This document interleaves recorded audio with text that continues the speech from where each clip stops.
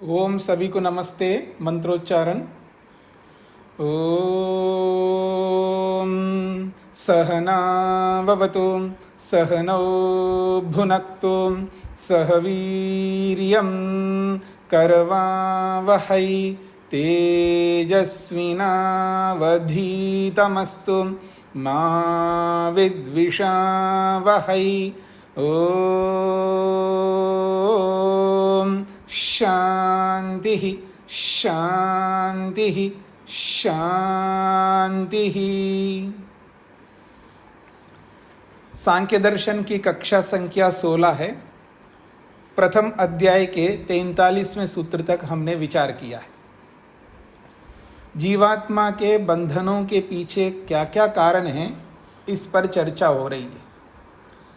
और इन कारणों के बीच में एक वाद आया था जिसका नाम है क्षणिकवाद। उसका खंडन कर दिया। उसके बाद में दूसरा वाद आया है विज्ञानवाद, उसका भी खंडन कर दिया। अब एक तीसरा वाद बीच में आया है जिसका नाम है शून्यवाद। शून्यवाद, सब कुछ शून्य है, कोई वस्तु नहीं है, कोई सत्तात्मक पदार्थ नहीं है।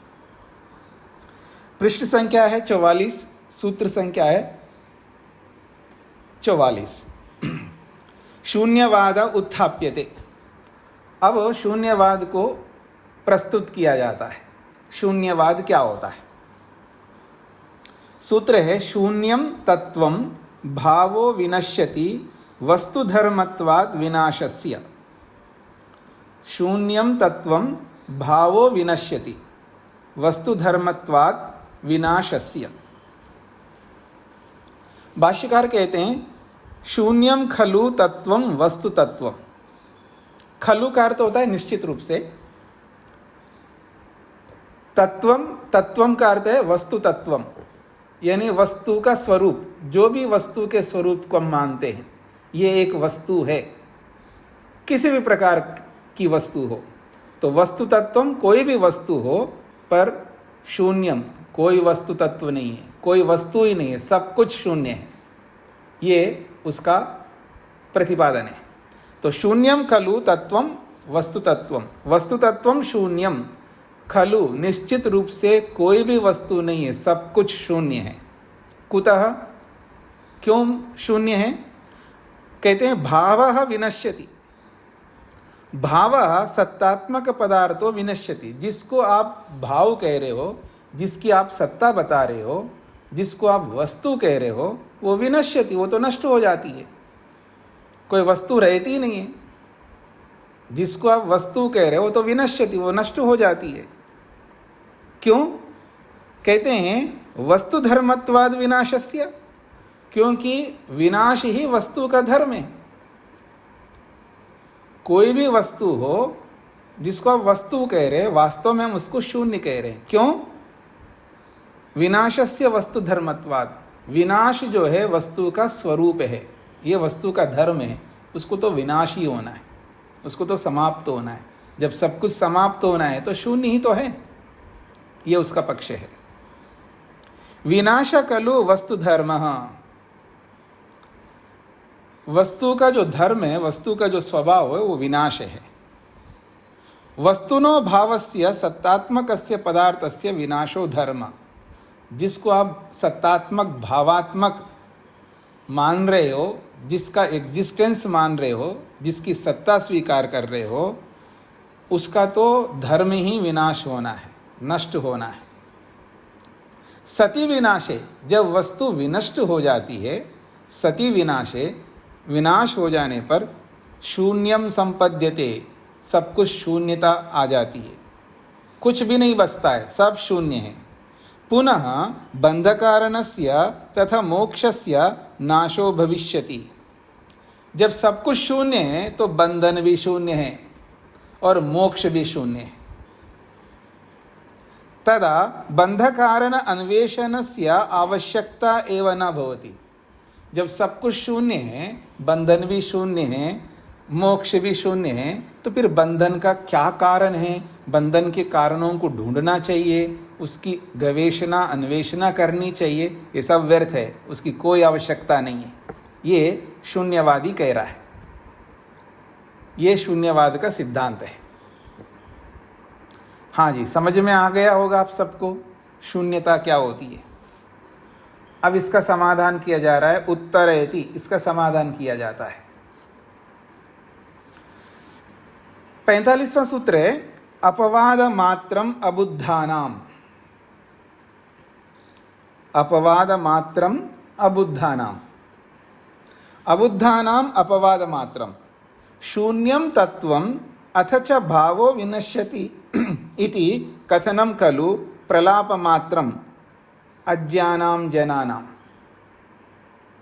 उत्तरकर्ता कह रहे हैं शून्यम तत्वम, तत्व का ही शून्यता आप जो दिखा रहे हो, जो भी तत्व है, पदार्थ है, वो शून्य है। अर्थात भावः विनश्यति, जो भावात्मक सत्तात्मक पदार्थ है वो विनाश को प्राप्त होता है। इति कथनम, ऐसा जो आपका कथन है, खलु, ये निश्चित रूप से आपका ये कथन प्रलाप मात्रम, ये तो प्रलाप है। प्रलाप कहते हैं अनर्गल बात। जब कोई बिना सिर पैर की बात करता है ना, उसको आप कहते हैं अनर्गल। ये क्या बक रहा है, ये आदमी अनर्गल बात कर रहा है, इसका ना कोई सिर है ना कोई पाँव है। तो बिना सिर पैर की बात कोई करता है, उसको संस्कृत में कहते हैं प्रलाप। तो प्रलाप मात्र में तो प्रलाप है। सत्तात्मक वस्तु नष्ट होती है, ये जो कथन किया जा रहा है, और उस विनाश को ही आप ये कहना चाह रहे शून्यम, कुछ नहीं बचता है, सब कुछ शून्य है, ये तो प्रलाप है। अर्थात अज्ञानाम जनानाम, ये मूर्ख लोग ऐसा बात किया करते हैं। अज्ञ कहते हैं मूर्ख को। तो अज्ञानाम जनानाम, जो अज्ञ है, जो अज्ञानी है, जो नासमझ लोग हैं, जो बुद्धि का प्रयोग नहीं करते, वही लोग ऐसा कहा करते हैं। क्यों? यतः शून्यस्य साधनाय प्रमाणस्य स्वीकारः।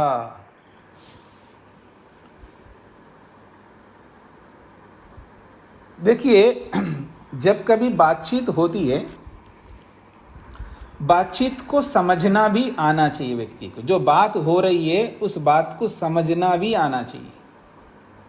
जो बात कही जा रही है उसको समझना आना चाहिए। जो प्रश्न किया जा रहा है प्रश्न समझ में आना चाहिए। जो उत्तर दिया जा रहा है उत्तर समझ में आना चाहिए। प्रश्नकर्ता गलत बात कर रहा है तो वो गलत बात कर रहा है ये भी समझ में आना चाहिए। अगर कोई उत्तर गलत दे रहा है तो ये गलत उत्तर दिया जा रहा है ये भी समझ में आना चाहिए। और जो सटीक उत्तर दिया जा रहा है ये सटीक उत्तर है ये भी समझ में आना चाहिए। तर्क किसे कहते हैं ये समझ में आना चाहिए। स्टैंडर्ड किसको कहते हैं, मानक किसको कहते हैं, प्रमाण किसको कहते हैं, ये समझ में आना चाहिए। जो प्रमाण नहीं है उसको प्रमाण के रूप में प्रस्तुत किया जाता है तो उस अप्रमाण को अप्रमाण के रूप में समझ में आना चाहिए। ऐसी बहुत सारी बातें हैं जिनको हमें समझना चाहिए। जब ये सारी बातें जब हम नहीं समझते हैं या इन सारी बातों में कोई बात समझते नहीं है तो हम दुख पाते, संसार में दुखी रहते हैं। जब पति पत्नी की बात नहीं समझता है तो दुखी होता है। जब पत्नी पति की बात को नहीं समझती है तो दुखी होती है। ऐसा सबके साथ आप लगा सकते हैं। दुखों का एक सबसे बड़ा कारण है नासमझपन। वैसे दुखों के बहुत सारे कारण होते हैं। रोटी कपड़ा मकान आने जाने के साधन ये ना होने के कारण से ये जब नहीं होते हैं तो बहुत दुख होता है, स्वीकारिए। दुखों के पीछे बहुत सारे कारण हैं लेकिन सबसे बड़ा कारण है नासमझपन, मूर्खत्व, अज्ञानता। और कोई व्यक्ति समझ करके भी कहता है जी मैं समझ रहा हूं लेकिन दुखी हो रहा है तो वास्तव में वो समझ नहीं रहा होता है। अगर समझ रहा होता है, समझ जहां होता है वहां दुख नहीं होता है और जहां दुख होता है वहां समझ नहीं होता है। ये भी समझना चाहिए व्यक्ति को। और इन सब के लिए न्याय दर्शन पढ़ना, न्याय को समझना, न्याय को प्रस्तुत करना आना, न्याय के मर्म को जानना, न्याय की प्रक्रिया को जानना, ये मनुष्य के लिए बहुत आवश्यक है। अगर कोई व्यक्ति सुखी होना चाहता है, संतप्तता से दूर होना चाहता है, क्लेशों से दूर होना चाहता है, बहुत सारे दुखों से मुक्त होना चाहता है, दुखों से मुक्ति पाना चाहता है, उसको समझ चाहिए। उसके पास समझ नहीं है, वो समझ लाना चाहिए, वो विवेक लाना चाहिए, वो वैराग्य लाना चाहिए। और इस वैराग्य को लेकर के परेशान नहीं होना। वैराग्य पग पग पर काम आता है।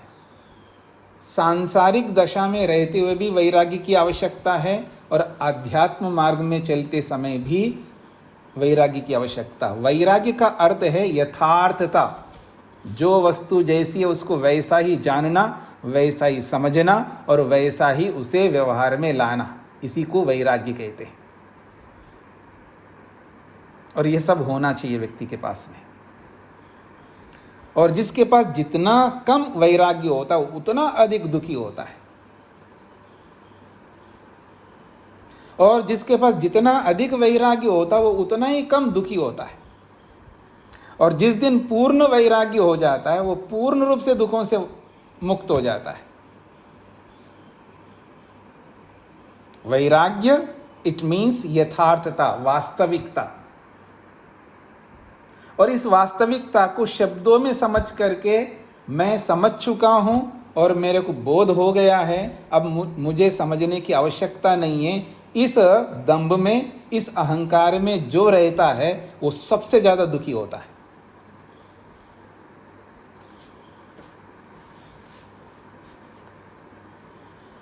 इसलिए न्याय को समझने का प्रयत्न करिएगा। तो यहाँ ये न्याय प्रस्तुत किया जा रहा है। ये सारी भूमिका मैंने इसलिए बताई है, जो प्रश्नकर्ता ये कहना चाह रहा था कि सब कुछ शून्य है, उसकी प्रतिज्ञा है वो। जब वो अपने सिद्धांत को रखता है कि दुनिया में कोई वस्तु होती नहीं, सब शून्य है, उसका अपना सिद्धांत है, वो सिद्धांत को स्थापित करता है। और न्याय की भाषा में सिद्धांत को बताना, सिद्धांत को स्थापित करना, अपने विचार को सामने वाले व्यक्ति के सामने रखना, इसी को प्रतिज्ञा कहते हैं। बहुत अच्छी बात है, आप स्वतंत्र हैं अपनी प्रतिज्ञा को रखने में, अपनी बात को रखने में आप स्वतंत्र हैं। आपको कोई नहीं रोक सकता दुनिया में, कोई तो क्या भगवान भी नहीं रोक सकता आपको। बिल्कुल अच्छी बात है, रखिए अपनी बात को, पर हेतु तो दीजिएगा ना, कारण तो बताइए ना। आप अपनी बात को रखने का इस मतलब ये नहीं कि आप सही है या गलत है। आप सही भी हो सकते, गलत भी हो सकते, लेकिन अपने बात को प्रूफ देना पड़ेगा, आप अपनी बात को प्रमाणित करना पड़ेगा मानक से। तो यही कहना चाह रहे हैं, शून्यस्य साधनाया, जब अपनी शून्यता को सिद्ध करने के लिए प्रमाण से स्वीकारा, आपको प्रमाण स्वीकार करना पड़ेगा। बिना प्रमाण के अपनी शून्यता को सिद्ध नहीं कर सकते, ये सिद्धांति कह रहा है। आपने कहा सब कुछ शून्य है, इस बात को सिद्ध करने के लिए प्रमाण से स्वीकारा, प्रमाण को स्वीकार करना होगा। और जैसे आप प्रमाण को स्वीकार करोगे तो शून्यत्व घातकः, फिर शून्यत्व का वो घातक हो जाएगा। प्रमाण जो है आपकी शून्यता का खंडन करेगा। शून्यत्व घातका प्रमाणस्य सद्भावात्, जैसे आप प्रमाण को स्वीकार करोगे तो प्रमाणस्य सद्भावात्, प्रमाण की सत्ता स्वीकार कर लेने से, प्रमाण का एग्जिस्टेंस, प्रमाण की सत्ता, प्रमाण का भाव स्वीकार कर लेने से शून्यत्व घातका, वो शून्यता का ही समाप्त कर देगा, उस शून्यता को ही खंडित कर देगा। फिर शून्यता नहीं रह पाएगी। तथा स्वीकारे तथा अस्वीकारे प्रमाण अभावात् असिद्धि शून्यवादस्य, तथा अथवा अस्वीकारे, यदि आप प्रमाण को स्वीकार नहीं करते हो, तथा अस्वीकारे, यदि प्रमाण को ही आप स्वीकार ना करो तो प्रमाण अभावात्, प्रमाण के ना होने से शून्यवादस्य असिद्धि, आप शून्यवाद की सिद्धि नहीं कर सकते।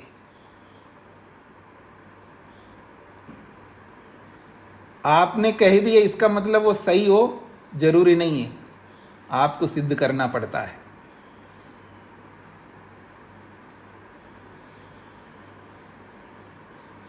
हाँ जी, आप किसके बेटे हैं, आप किसकी बेटियां हैं, आपको सिद्ध करना पड़ता है। क्यों जी?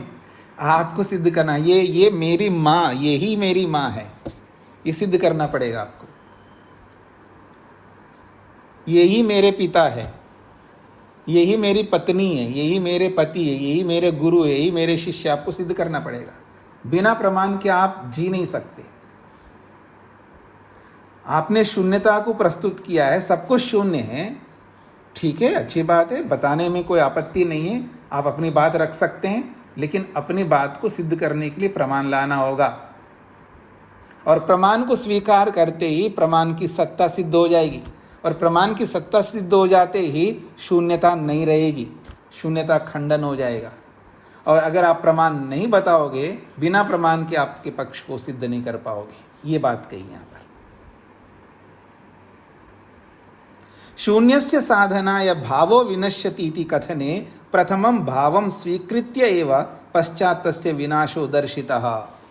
और एक और बात कही जा रही है, शून्यस्य साधनाय, अपनी शून्यवादता को, शून्यता को सिद्ध करने के लिए उसने क्या बोला है?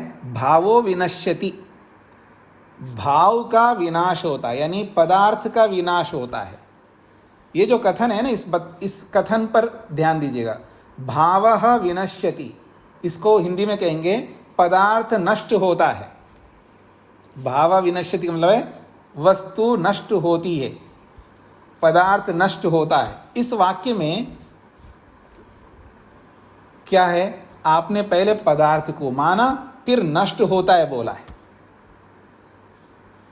भाव विनश्यति का अर्थ है पदार्थ नष्ट होता है, या यूं कहूं भाव विनश्यति, वस्तु नष्ट होती है। तो वस्तु नष्ट होती है, अर्थात पहले आप वस्तु को स्वीकार कर रहे हो, फिर बाद में विनश्यति, नष्ट होती है, ऐसा कह रहे हो। तो ये कहना चाह रहे हैं भाव विनश्यति इति कथने, इस आपके कथन में प्रथमम भावम स्वीकृत्य, पहले पदार्थ को स्वीकार करके, पश्चात तस्य विनाश दर्शिता, बाद में उसका विनाश दिखा रहे हो। आप थोड़ा सोचिएगा, मैं कहूं वो मर गया, वो मर गए का मतलब पहले जिंदा था इसलिए मर गया। जब जिंदा ही ना हो तो मर गए कैसे बोल सकते आप?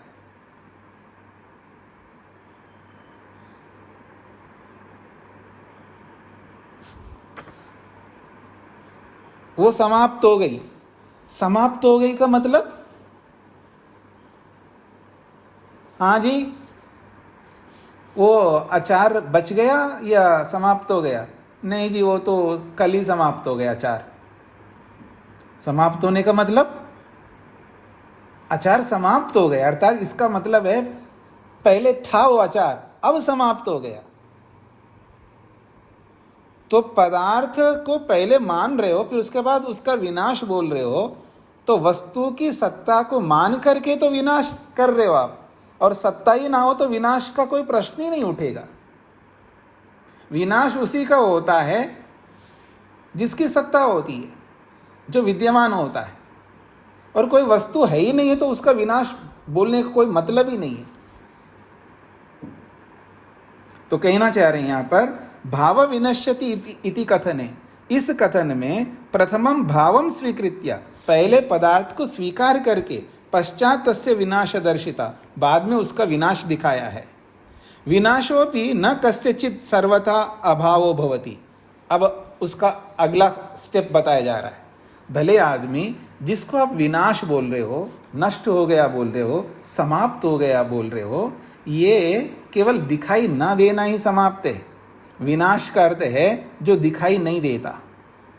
महर्षि पाणिनि ने, बहुत बड़े ऋषि हुए हैं व्याकरण के, महर्षि पाणिनि, उन्होंने कहा ये नष्ट हो गया, ये नष्ट हो गई, ये क्या मतलब होता है इसका? तो उन्होंने कहा अदर्शनम, वो दिखाई नहीं देता, इंद्रियों को नहीं दिखाई देता, मन को दिखाई नहीं देता।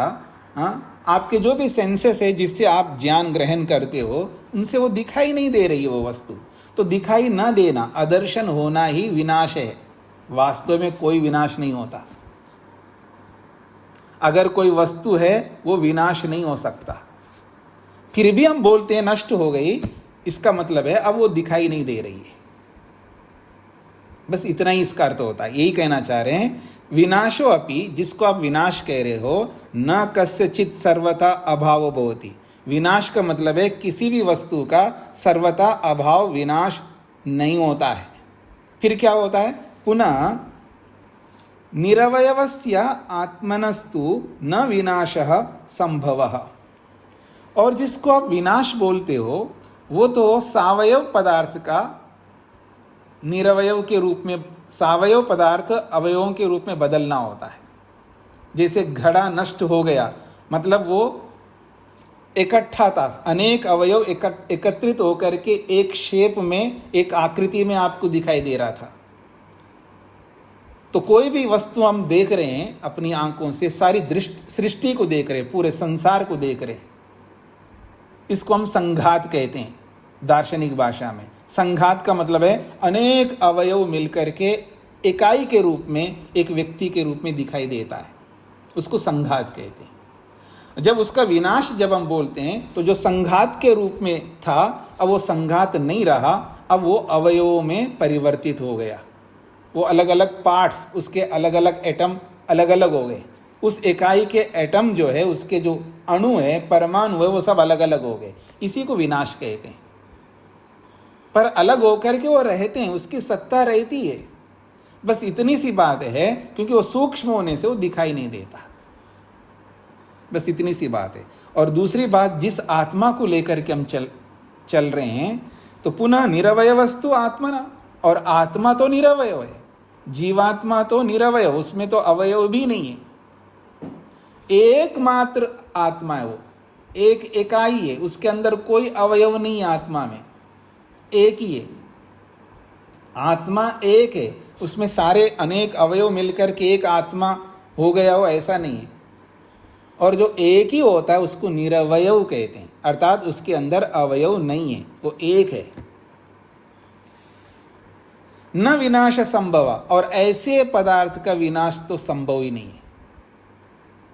तस्य अखंडत्वात्, क्योंकि वो अखंड है। आप परमात्मा के बारे में सुनते हैं ना, परमात्मा कैसा है जी? वो अखंड है, एक रस है। अखंड का मतलब है परमात्मा में खंड नहीं होते हैं, परमात्मा खंड खंड नहीं होता।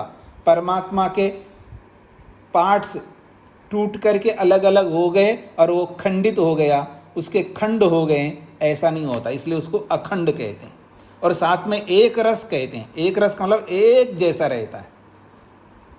एक रस का मतलब है उसमें कोई चेंजेस, कोई परिवर्तन, कोई परिणाम नहीं होता है।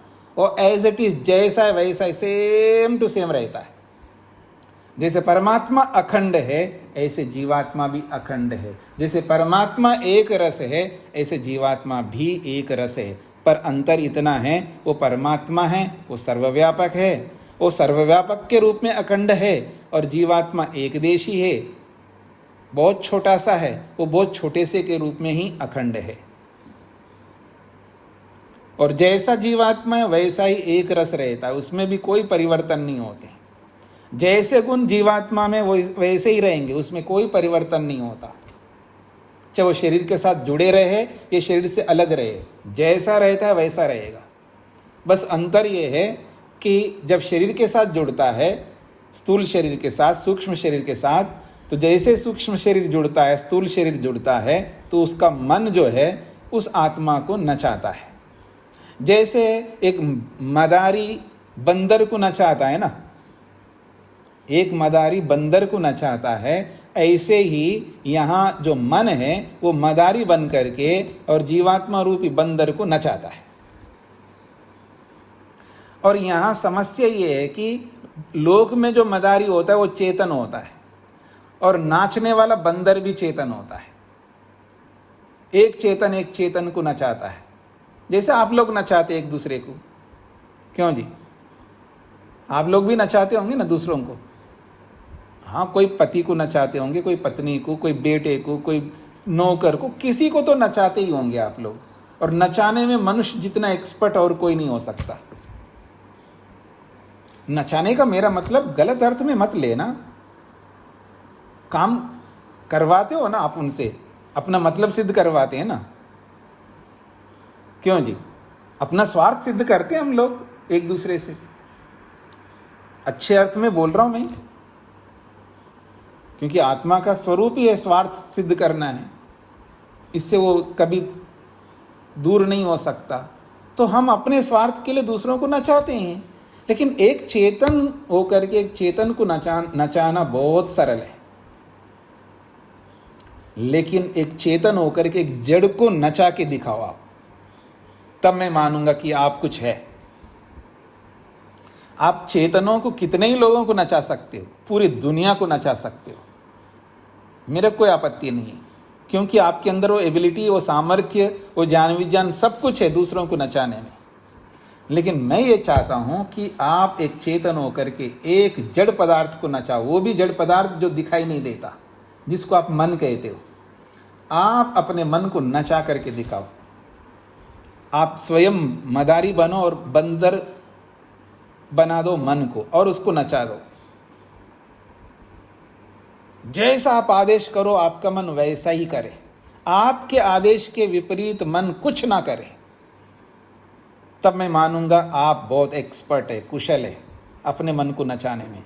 नहीं तो क्या, आप दुनिया को नचा रहे हो तो नचाएंगे, सारी दुनिया नचाती है, आप नचाते हैं, क्या अंतर है?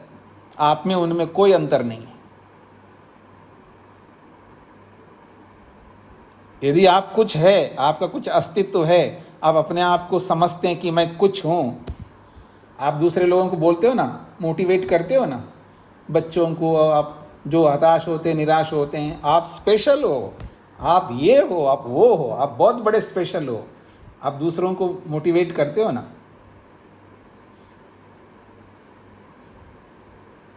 मैं आपको मोटिवेट कर रहा हूं, आप थोड़ा सा अपने मन को नचा के दिखाइए। हाँ जी, तो यहां ये बोला जा रहा है कि जब आत्मा अविनाशी, निरवयवी है, अखंड है, तो विनष्ट कैसे होगा वो? तो इसलिए कह रहे हैं खंडवान पदार्थ एवं विनष्टो भवति।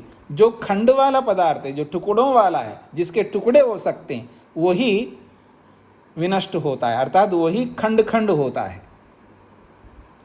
और खंडम खंडम भूत्वा, और वो खंड खंड होकर के खंड खंड भाव एवं विनाशा, विनाशस्य अर्थ, खंड खंड होना ही, अलग अलग अवयवों के रूप में परिवर्तित होना ही विनाश है।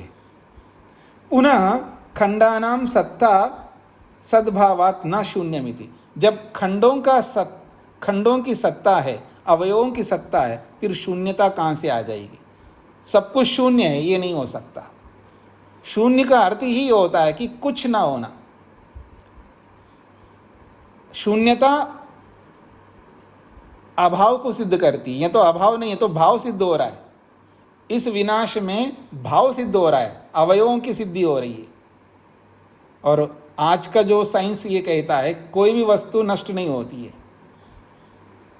वो अपना फॉर्म चेंज करती है, बस इतनी सी बात है, अपने स्वरूप को बदल देती है। सावयव जो है निरवयव के रूप में परिवर्तित हो जाती है, बस इतनी सी बात है। अनेक अवयव मिलकर के इकाई के रूप में, एक व्यक्ति के रूप में दिखाई दे रही है, और कल जाकर के वो व्यक्ति के रूप में न दिखाई दे करके अवयवों के रूप में दिखाई देगा, या अवयवों के रूप में रहेगा, पर इसको विनाश नहीं कहती। या ये बात सिद्ध की है। अपरमचा, एक और बात कहना चाहते हैं 46वें सूत्र में,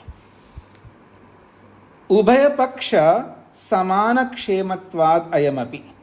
उभय पक्ष समान क्षेमत्वाद अयमपि। यह सूत्र कह रहा है, जो पीछे क्षणिकवाद को लेकर के बोला है और विज्ञानवाद को लेकर के बोला है, जैसे क्षणिकवाद का समाधान किया है, विज्ञानवाद का समाधान किया है, वैसा ही समाधान इस शून्यवाद का भी है। ये बात ये 46वां सूत्र कह रहा है। तो सूत्र का भाष्य देखिएगा, उभय पक्ष समान क्षेमत्वाद अयमपि। उभयो को खोला है, क्षणिक पक्ष विज्ञान पक्षयो तुल्य निराकरण हेतुत्वात्। उभयों का अर्थ किया है क्षणिक पक्ष और विज्ञान पक्ष, इन दोनों पक्षों के तुल्य, समान निराकरण हेतुत्वात्, इन दोनों पक्षों को लेकर के जिस हेतु से निराकरण किया, जिस हेतु से खंडन किया है, अयम शून्यवाद पक्षो अपि, और ये जो शून्यवाद रूपी पक्ष है इसको भी निराकृतः, इसका भी खंडन किया गया है, ऐसा समझ लेना चाहिए। अथ अयुक्तश्च विज्ञेय, इसलिए शून्यवाद सर्वथा अयुक्त है, शून्यवाद हो ही नहीं सकता। तो क्या कहा है जी इस सूत्र में? ये कहा है जिस कारण को लेकर के क्षणिकवाद का खंडन किया है, जिस कारण को लेकर के विज्ञानवाद का खंडन किया है, उसी कारण से इस शून्यवाद का भी खंडन हो गया है, ऐसा मान लेना चाहिए। तो आप लोगों को याद आ रहा है कि क्षणिकवाद का खंडन करने के लिए क्या हेतु दिया था, विज्ञानवाद का खंडन करने का क्या हेतु दिया था? वही हेतु यहाँ पर शून्यवाद के खंडन में है। आइए उसको दोहरा रहे हैं भाष्यकार। तत्र क्षणिक पक्षे विज्ञान पक्षे च यथा प्रत्यभिज्ञया बाह्य प्रतीत्या च क्षणिक विज्ञान पक्ष निराकरणम कृतम। क्षणिक पक्ष को खंडन करने के लिए एक महत्वपूर्ण हेतु दिया था, वो है प्रत्यभिज्ञा। याद आ रहा है प्रत्यभिज्ञा किसको कहते हैं? स्मरण को। तो प्रत्यभिज्ञा रूपी हेतु से क्षणिकवाद का खंडन किया था।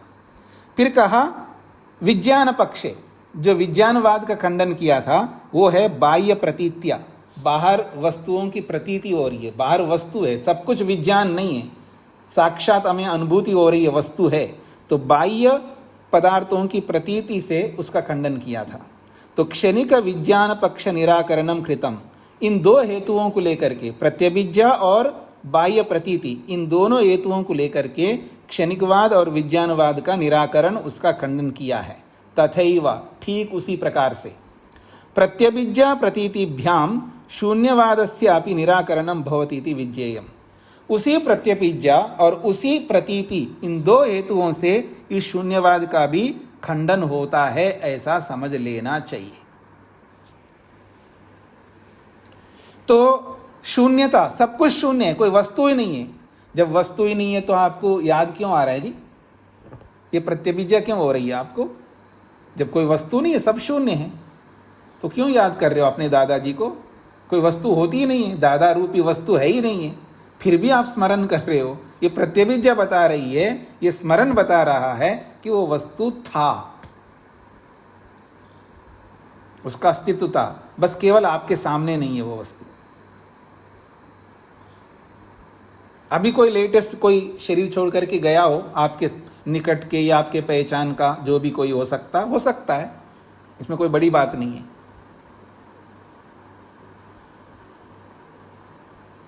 उसको आप याद करते हैं, उसका स्मरण करते हैं, ये अलग बात है, वो हमारे सामने नहीं है, लेकिन कहीं तो होगा ना, कहीं तो जन्म हो गया होगा।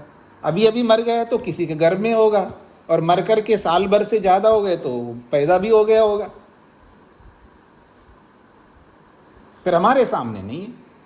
उसकी सत्ता तो है, इसलिए तो स्मरण करते हैं। जिसकी सत्ता ही नहीं होती है उसको क्यों याद करेंगे हम लोग? एक बार फिर कहा प्रतीति, अगर सब कुछ शून्य है तो हमें प्रतीति क्यों होती है? फिर हमें अनुभव क्यों होता है? हाँ जी, आप सब शून्य, आप कोई है ही नहीं है, लेकिन मेरे को प्रतीति हो रही है, आपका अनुभव हो रहा है, मेरे को, मैं एहसास कर रहा हूँ, अनुभव कर रहा हूँ आप है। अगर कोई है ही नहीं है, वस्तु नहीं है, सब शून्य है, तो मेरे को क्यों प्रतीति हो रही है? प्रतीति का मतलब अनुभूति, महसूस होना। मेरे को फील हो रहा है आप हैं, तो ये फीलिंग नहीं होना चाहिए फिर, अगर शून्यता है तो। इन दोनों हेतुओं से इस शून्यवाद का खंडन समझ लेना चाहिए, ये बात कही है। आगे बढ़ूं जी।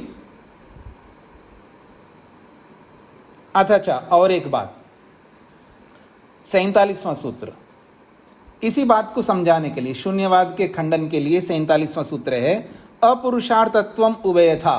बहुत महत्वपूर्ण सूत्र है। अपुरुषार्थत्वम उभयथा, उभयथा अपुरुषार्थत्वम। शून्यवादे खलु उभयथा स्यात् अपुरुषार्थत्वम।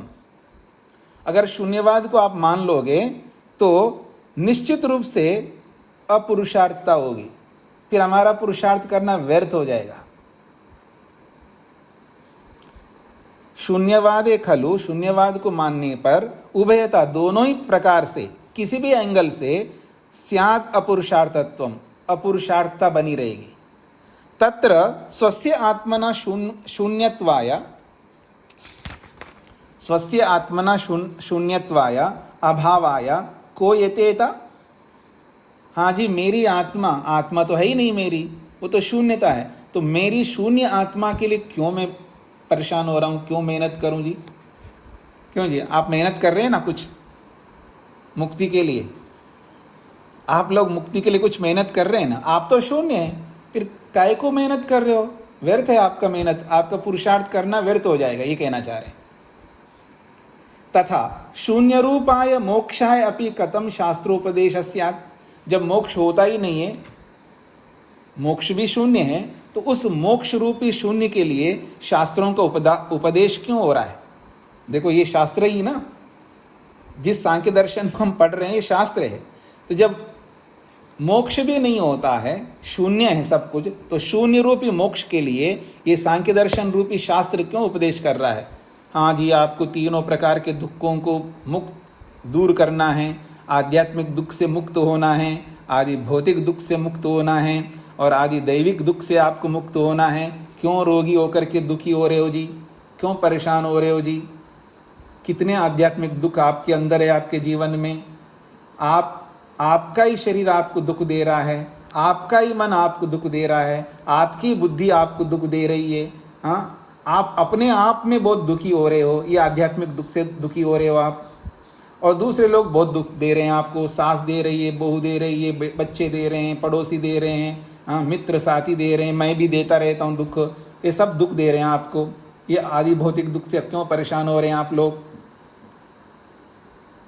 देखो कई दिन से मेरे को दर्शन नहीं हो रहा है सूर्य का, परेशानी हो रही है, ये आदि भौतिक दुख सता रहा है मेरे को, मैं बाट देख रहा हूँ कब सूर्य का दर्शन हो जाए।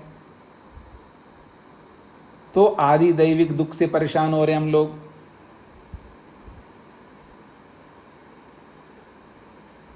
तो जब सब कुछ शून्य है, तो इस मोक्ष के लिए क्यों मेहनत करें हम लोग? तो ये दोनों ही पुरुषार्थ व्यर्थ हो जाएंगे हम। तथा सर्वस्य क्षणिकत्वे बंधो भी क्षणिक।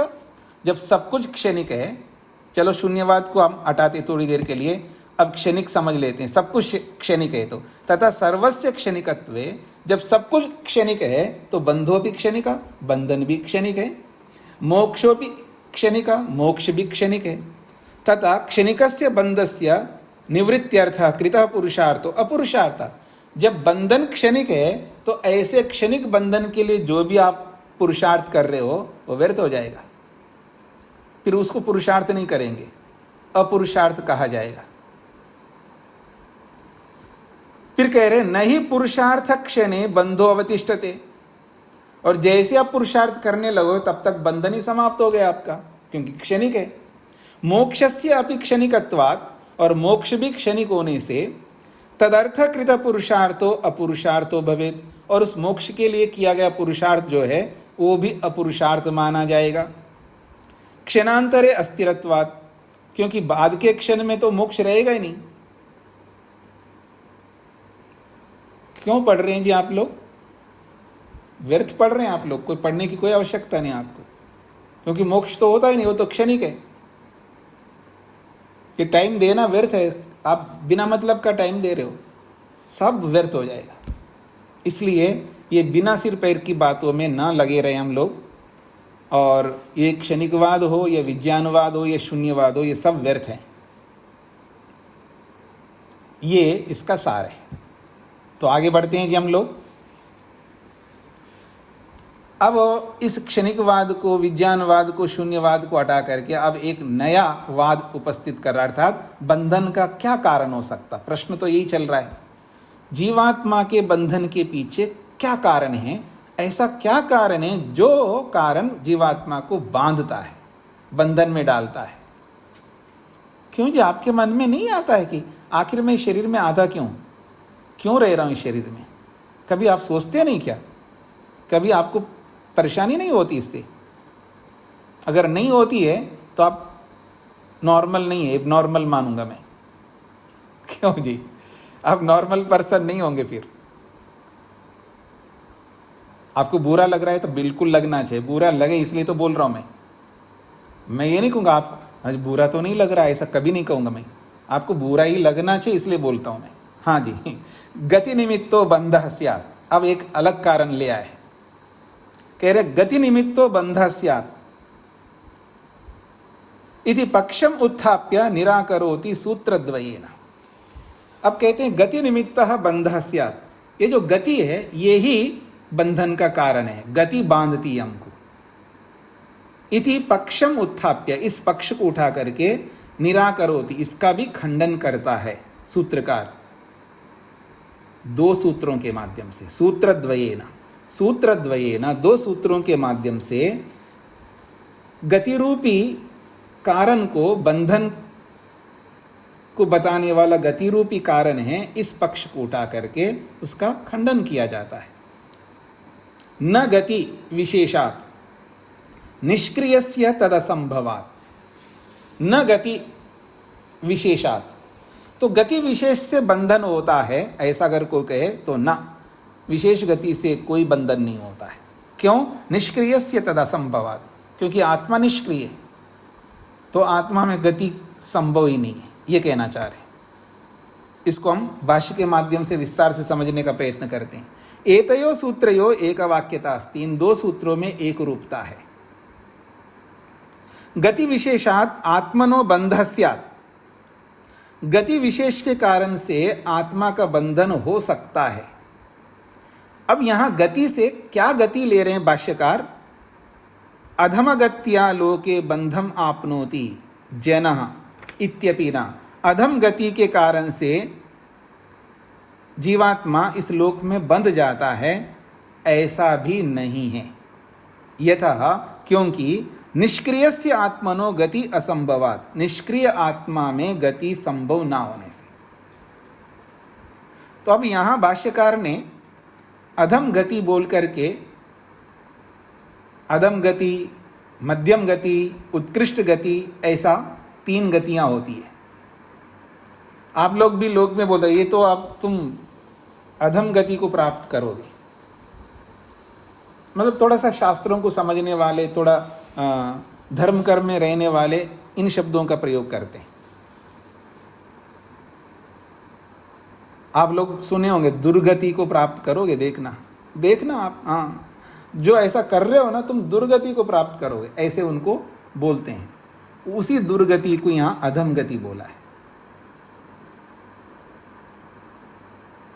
पर सूत्र का ये अर्थ नहीं है, यह गति शब्द से अधम गति को प्राप्त होना, मध्यम गति को प्राप्त होना, उत्कृष्ट गति को प्राप्त होना, ये अर्थ नहीं होना चाहिए। यहाँ थोड़ा सा भाष्यकार चूक गए। तो ये भाष्यकार भी दूसरे भाष्यकारों का खंडन करते हैं ना, तो खंडन करते हैं तो हम भी कर सकते हैं इस भाष्यकार को। इसका मतलब ये नहीं कि भाष्यकार से हम बड़े हो गए, ऐसा इसका मतलब नहीं है। कभी कभी बेटा बोलता है ना माँ को, क्यों जी,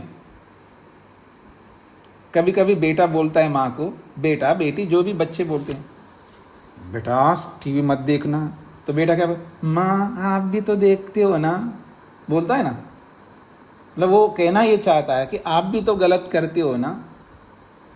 इतने मात्र से बेटा बाप नहीं बनता है, बेटा बेटा ही रहता है। इतने मात्र से वो बड़ा आदमी नहीं बनता है, इतने मात्र से वो सर्वज्ञ नहीं बनता है। इस अहंकार में ना रहिए कोई व्यक्ति कि मैंने उनमें भी गलती निकाली है। बहुत सारे लोग होते हैं अतिवादी लोग, किसी में गलती निकाल करके वो अपने आप को मान लेते हैं कि मैं इनसे अधिक जानकार हूँ। उस विषय में हो सकता है, क्योंकि हर विषय को हर व्यक्ति नहीं जान सकता। इतने मात्र से, किसी विषय को जानने मात्र से आप बड़े नहीं हो सकते।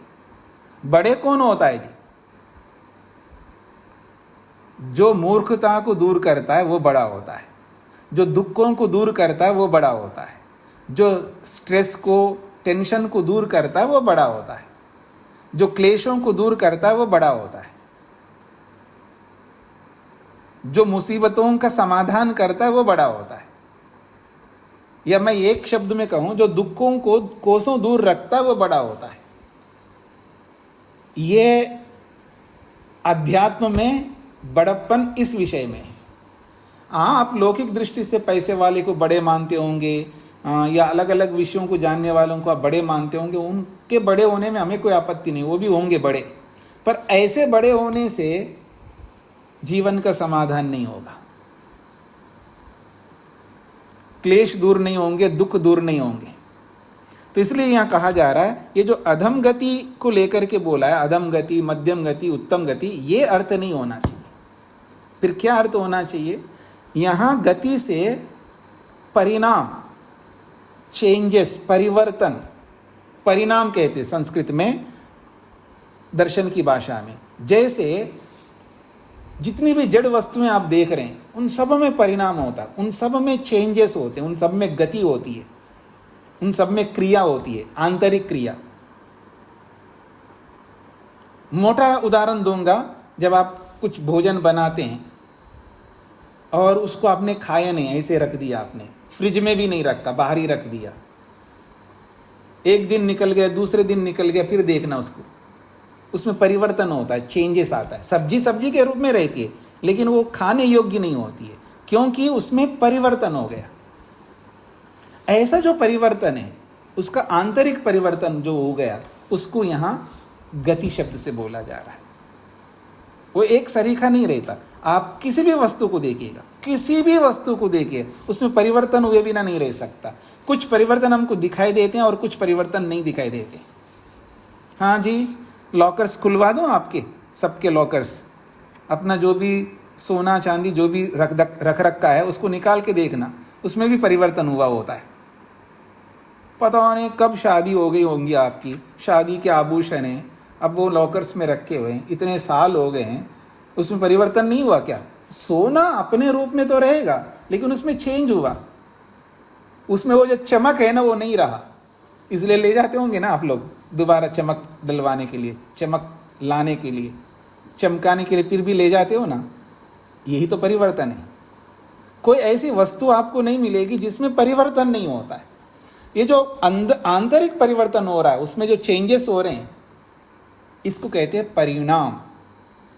ऐसा परिणाम रूपी गति आत्मा में नहीं होती है, क्योंकि वो निष्क्रिय है, उसमें कोई ऐसे चेंजेस नहीं होते हैं। इसलिए तो उसको एक रस बोला था अभी थोड़ी देर पहले आपको। एक रस का मतलब एक जैसा रहता, उसमें कोई चेंजेस, कोई परिवर्तन नहीं हो सकते। इसलिए जीवात्मा को बोला अपरिणामी, वो परिणामी नहीं है, उसमें परिवर्तन नहीं होता है। इस परिवर्तन को यहाँ गति शब्द से बोला जा रहा है। इसलिए उत्तर में दिया निष्क्रियस्य तद असंभवात्। निष्क्रिय, आत्मा निष्क्रिय है। निष्क्रिय का मतलब है आत्मा में गति होती है नहीं, ऐसा नहीं है। आत्मा में तो गति होती है, आत्मा चल करके जाता है। देखो, इस शरीर में आया, कल दूसरे शरीर में जाएगा, इस शरीर को छोड़ेगा तो जीवात्मा को परमात्मा ले जाएगा, किसी माँ के गर्भ में ले जाएगा, कभी ना कभी ले जाएगा, कभी ना कभी गर्भ में स्थापित करना होगा। तो एक जगह से दूसरी जगह जाना रूपी जो गति है, देशांतर गति आत्मा में होती है। समझने का प्रयत्न करिएगा। जीवात्मा में देशांतर गति होती है। देशांतर गति का अर्थ होता है एक स्थान को छोड़ के दूसरे स्थान को जाना। और आप तो रोज करते हैं। आप देशांतर गति के बिना जी नहीं सकते। क्यों जी? जहां बैठे वहीं बैठे रहते हो क्या? हिल भी रहे, देखो मेरे को सुनते हुए भी हिल रहे हैं, गति हो रही है, देशांतर गति हो रही है। देखिए, ये इस देश से इस देश में आ गया, ये है, इसको देशांतर गति कहते हैं। तो देशांतर गति तो आत्मा में होती है, लेकिन आंतरिक गति, उसके अंदर कोई चेंजेस आ जाएं, वो गति नहीं होती है। इसलिए आत्मा को निष्क्रिय कहा है। तो ऐसा अर्थ करना चाहिए था भाष्यकार को कि जीवात्मा में गति होती है, अधम गति भी होती है, मध्यम गति भी होती है, और उच्च गति, उत्कृष्ट गति भी होती है। आत्मा अधम गति को भी प्राप्त होता। अंधन तमः प्रविशन्ति ये संभूत्याम उपासते, वे साक्षात कहता, वो अंधकार को प्राप्त होता, अधोगति को प्राप्त होता यदि मूर्खता करता है तो। ऐसी गतियां तो जीवात्मा में हैं, पर उसी गति का इन्होंने निषेध कर दिया भाष्य में। तो ऐसा भाष्य ना करके यहाँ पर परिणामी रूपी गति को लेना चाहिए था। तो जीवात्मा में परिणामी रूपी कोई गति नहीं होती है। इसलिए ऐसी गति से उसको कोई बंधन नहीं मिलता। निष्क्रियस्य आत्मना गति अभाव, निष्क्रिय आत्मा में गति यानी परिणाम रूपी गति ना होने से, तो इस गति को लेकर के जो आप बंधन बोल रहे हो, परिणामी रूपी गति होती नहीं है, इसलिए उस परिणामी रूपी गति से आत्मा बंधन में नहीं पहुंचता। ये इसका समाधान है।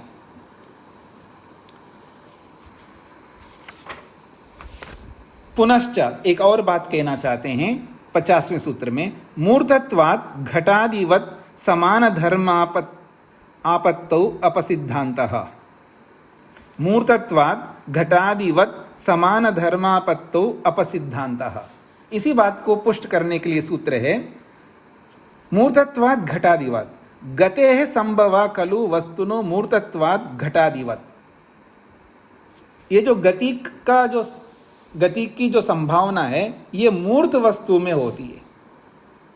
गते संभवा, गति का जो संभव है, खलु निश्चित रूप से, मूर्तत्वाद वस्तुना मूर्तिमान वस्तु में संभव होता है। उदाहरण दिया घटादिवत, घड़े आदि के समान। घड़ा, वस्त्र, मकान जो भी ले सकते हैं आप। यथा घटादो गति रूप लभ्यते तस्य मूर्तत्वात्, जैसे घड़े में गति उपलब्ध होती है क्योंकि वो मूर्त है। गति का मतलब है उसमें परिवर्तन होता है। हाँ जी, अरे कमाल करते हो जी आप, पिछले साल भी इसी घड़े से आप पानी पिलाए थे और इस साल भी वही घड़ा ही नहीं बदला आपने। तो परिणामी रूपी उसमें गति हो रही है घड़े में। आप मेरे को कह सकते, देखो पिछले साल भी यही कपड़ा पहना था आपने, इस साल भी वही कपड़ा पहना है आपने। मैं कई बार परेशान होता है, ये जल्दी फटता क्यों नहीं है। 2-2 साल पहनना पड़ता है, कभी कभी तो 3-3 साल पहनना पड़ता है यही कपड़ा, और जब तक ये फटेगा नहीं तब तक नया आता नहीं है। क्यों जी? तो इसमें परिणामी परिवर्तन है, इसमें चेंज आ रहा है। तो ऐसा आत्मा में नहीं होता है, ये कहना चाह रहे हैं, जैसे घड़ादि में होता है। आत्मनि गति स्वीकार है, यदि आत्मा में गति को स्वीकार करो, परिणामी गति को, तो घटादि समान धर्मानम, और घड़े आदि पदार्थों के और जो धर्म होते हैं वो धर्म भी फिर आत्मा में स्वीकार करना पड़ेगा। कौन से धर्म? कठोरत्व, क्योंकि घड़ा कठोर होता है। घनत्व, उसमें घनत्व स्वीकार करना पड़ेगा। घनत्व समझते हैं जी? घनत्व का मतलब है अनेक अवयवों का निकटत्व। अनेक अवयव जो है मिलकर के, जैसे रुई जो है उसमें घनत्व नहीं है, उसमें हल्कापन है। लेकिन आप मोबाइल रखो, मोबाइल के अंदर घनत्व है। बहुत सारे परमाणु जो है ना घुंटित हो, यानी उसमें ऐसे असेंबलिंग हुए हैं, उनको अलग करना इतना आसान नहीं है। इसको घनत्व कहते हैं। अनेक परमाणु एकत्रित रहने को घनत्व कहते हैं। उसी घनत्व के कारण से उसमें भार आदि बढ़ता है। और घनत्व के बाद में लिखा है इन्होंने खंडत्व, उसमें खंडत्व भी होता है, अर्थात वो खंड खंड भी होता है, उसके टुकड़े भी होते हैं। रूपादि मत्व, यानी रूप आदि भी होते हैं उसमें, यानी उसमें रूप भी होता है, स्पर्श भी होता है, गंध भी होती है, उसमें रस भी होता है। तो रूप, रस, गंध, स्पर्श ये भी उसके अंदर आएंगे। कठोरत्व आएगा, घनत्व आएगा, रूप, रस, गंध आदि गुण ये सब आ जाएंगे। यदि घड़े आदि के समान इसको भी गतिमान स्वीकार करेंगे, तदा च अपसिद्धांता, अगर ये सारे गुण उसके अंदर आ जाएंगे तो अपसिद्धांता प्रसज्यते, तो फिर हमारा जो सिद्धांत है अपसिद्धांत माना जाएगा। अपसिद्धांत कहते हैं व्यर्थ सिद्धांत, मतलब जिसके आगे पीछे कोई सिर पैर नहीं है। अपसिद्धांत का मतलब गलत सिद्धांत, ऐसा आप कह सकते हैं। तस्माद आत्मनि न गति संभवा, इसलिए आत्मा में कोई गति नहीं होती है। अतो न गति विशेषात् तस्य बंधा कल्पनीय, गति विशेष को लेकर के, परिणामी रूपी गति विशेष को लेकर के बंधन स्वीकार नहीं करना चाहिए। अर्थात वो गति विशेष के कारण से आत्मा बंधन में नहीं आया, वो परिणामी है इसलिए वो बंधन में आ गया, ऐसा आप नहीं कह सकते। ये सिद्धांत स्थापित किया है यहाँ पर। किसी को कोई प्रश्न है जी इस पर?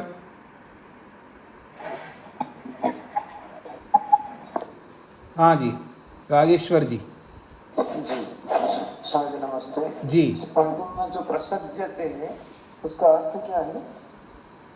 प्रसक्त होता है मतलब ऐसा सामने आ जाएगा, अपसिद्धांत का प्रसंग आएगा। प्रसज्यते का मतलब है प्रसंग आना, गलत सिद्धांत का प्रसंग आना। जी धन्यवाद। जी नरेंद्र जी। स्वामी जी ओम। जी स्वामी जी 46वें सूत्र में जी शून्यस्य साधनाय भावो विनश्यति इति, जी। इसको जरा एक बार बता दीजिए।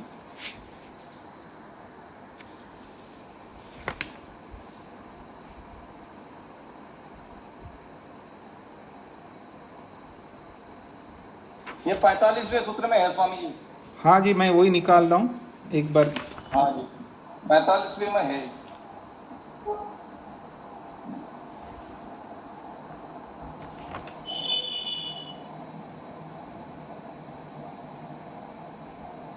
पृष्ठ संख्या बताइए। ये पृष्ठ संख्या है जी 46। 46। हाँ जी। हाँ ऊपर की पंक्ति है भाष्य में। शून्यस्य साधनाय भाव विनश्यति इति कथने। शून्यवाद को सिद्ध कर, साधनाय का मतलब है सिद्ध करने के लिए, शून्यवाद को सिद्ध करने के लिए आपने कहा भाव विनश्यति, पदार्थ नष्ट होता है, ऐसा इति कथने, ऐसा कहने में प्रथमम भावम स्वीकृत्य, पहले आप पदार्थ को स्वीकार करके बाद में उसका विनाश दिखाया है। तो शून्यस्य साधनाय का मतलब है शून्यवाद को सिद्ध करने के लिए भावः विनश्यति, पदार्थ नष्ट होता है, ऐसा आपने कथन किया है। जी जी धन्यवाद। मोहनलाल जी। ओम स्वामी जी नमस्ते। जी स्वामी जी ये जो 48वां और 49वां जो सूत्र है जी, इसमें मुझको ये जानकारी नहीं हो पा रही कि प्रश्नकर्ता क्या प्रश्न करना चाहता है। प्रश्नकर्ता ये कह रहा जीवात्मा गति के कारण से बंध जाता है, जीवात्मा में गति होती है, उस गति के कारण से बंध जाता है, ऐसा प्रश्नकर्ता ने प्रश्न किया है। और उत्तरकर्ता ने कहा जीवात्मा गति के कारण से बंधन में नहीं आता है क्योंकि उसमें गति होती ही नहीं है। यह समाधान है। जी ठीक है जी धन्यवाद। सतीश जी को क्या कहना है?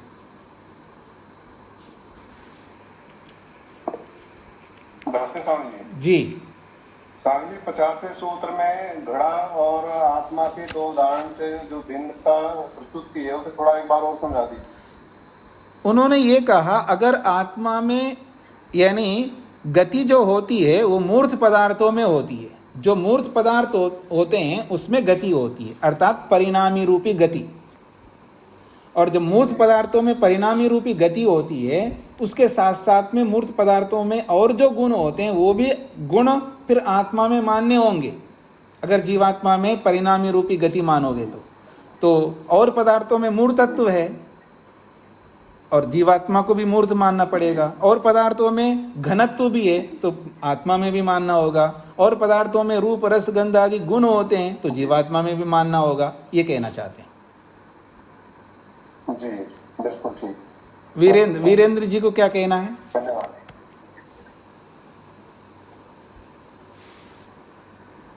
माइक खोलिएगा। प्रणाम स्वामी जी। जी स्वामी जी आत्मा ऊर्ध्व गतियों में गमन करता है। फिर बोलिए। आत्मा जी ऊर्ध्व गति अधर गति में गमन करता है। तो अभी क्या समझाया था मैंने? यही तो समझा है ना, गति करता है, वो गति अलग है। एक शरीर को छोड़ करके दूसरे शरीर में जाना ये गति तो है, बिना गति के तो कैसे पहुंच सकता है? तो मतलब परिवर्तन उसमें नहीं होता, परिणामी गति होती है। इधर उधर मत जाइए। परिणामी गति नहीं होती है, देशांतर गति होती है, ऐसा बोलिए। मैं समझ गया स्वामी जी। परिणामी रूपी गति आत्मा में नहीं होती है पर देशांतर गति होती है। जी जी वही मैं भी कह रहा हूँ स्वामी जी। तो फिर प्रश्न क्या आपका? मैं यही जानना था, मतलब गति होती है। जब आप समझ गया। जो मैं कह रहा था वही आप कह रहे हो तो फिर आपको प्रश्न नहीं होना चाहिए ना। जी, प्रश्न का कोई अर्थ नहीं है फिर। जी, अच्छा। तो इसको मैं यहीं पर विराम देता हूं। ओम शांति शांति शांति।